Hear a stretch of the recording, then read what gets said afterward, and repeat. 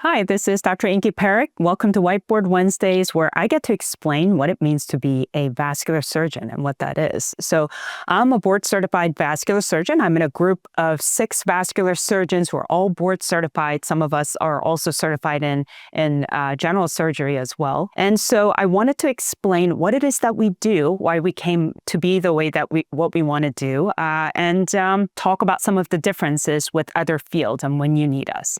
So vascular surgeon, as the word states, at the end of the day, we're surgeons. We've been trained, usually most of us for at least 5, in my case for 9 years, to basically be able to cut into tissues or poke into tissues, whatever it needs to be done to physically manipulate different tissues, arteries, veins, in order to fix things. So that's what a surgeon does. Unlike many different fields, such as cardiothoracic surgery and its counterpart of cardiology, we do not have a counterpart. There is some vascular medicine, but I think there's like 10 in the country. It is extremely rare.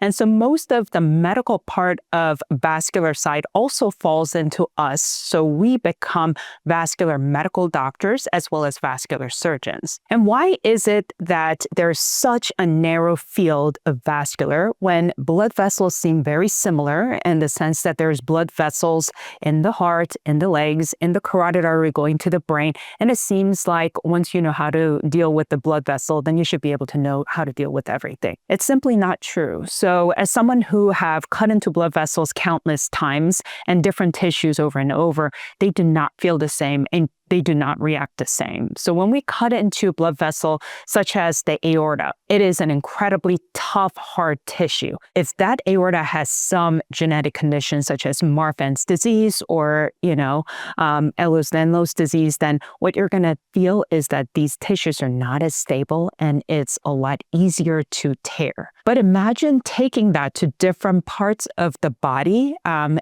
then realizing that it's not just a genetic condition, but within our own bodies, each different blood vessel feels and reacts very differently. Let's talk about the common femoral artery and the carotid artery.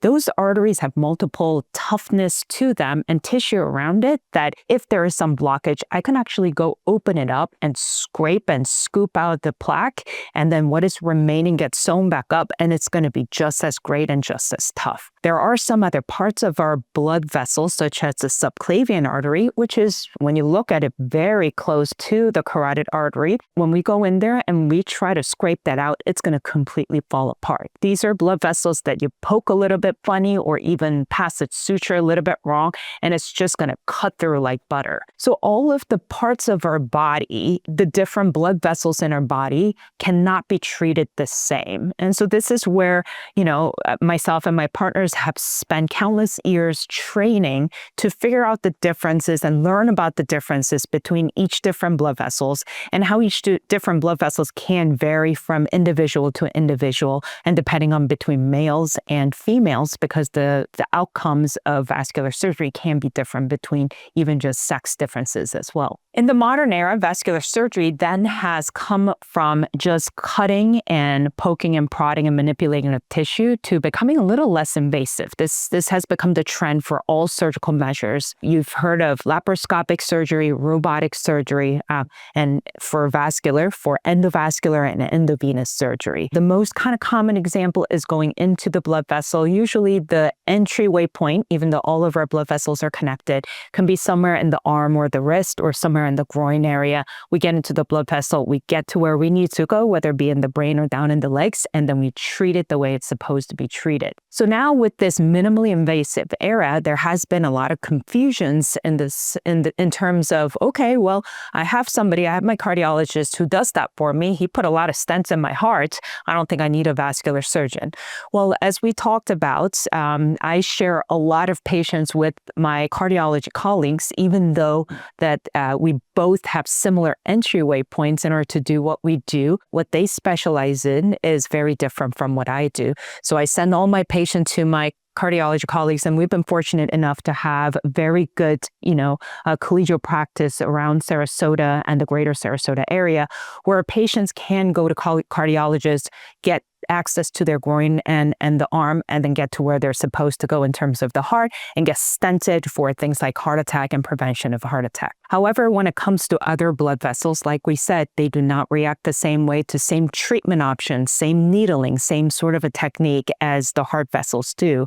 So then those patients then come see us if they have blockages in the blood flow to the carotid arteries or the legs, or they have some aneurysm formation, meaning, your blood vessels are getting big. In those cases, they come to us so that we can help you fix some of these other areas tailored for what the blood vessel requires at that time. This is Dr. Inky Perrick talking about what is a vascular surgeon and how is it different from multiple different areas of specialties.